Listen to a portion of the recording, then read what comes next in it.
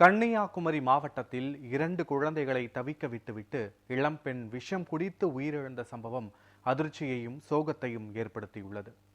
மஞ்சாலுமூடு அருகே முக்காடு பகுதியை சேர்ந்த பிந்து என்பவர் முதல் கணவர் மரணமடைந்த பின்னர் சிறு மகனுடன் தாய் வீட்டில்தான் தங்கி வந்தார்.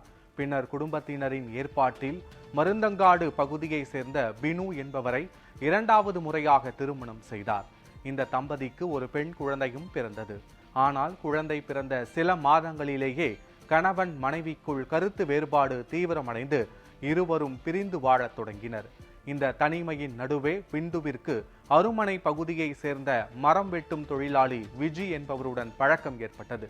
இதையடுத்து விஜியின் மனைவி தனது கணவர் காணாமல் போனதாக அருமனை போலீசில் புகார் அளித்ததும் போலீசார் விசாரணையை தீவிரப்படுத்தினர். இதற்கிடையே பிந்து விஜி கேரளாவில் இருந்து கடையாளுக்கு வந்து வாடகை வீட்டில் தங்கியிருந்தனர்.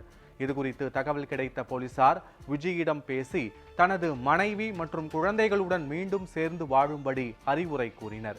போலீசாரின் முயற்சியால் மனம் மாறிய விஜி பிந்துவை பிரிந்து தனது குடும்பத்தினருடன் திரும்பினார்.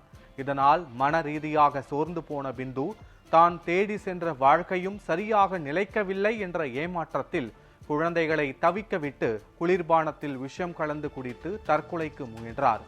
வீட்டில் மயங்கி கிடந்த பிந்துவை பார்த்த அவரது மகன் அக்கம் பக்கத்தினரிடம் தெரிவிக்க அவர்கள் உடனடியாக அரசு மருத்துவமனைக்கு கொண்டு சென்றனர்.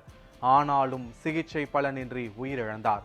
இதையடுத்து கடையால் போலீசார் இதுகுறித்து வழக்கு பதிவு செய்து விசாரணை மேற்கொண்டனர்.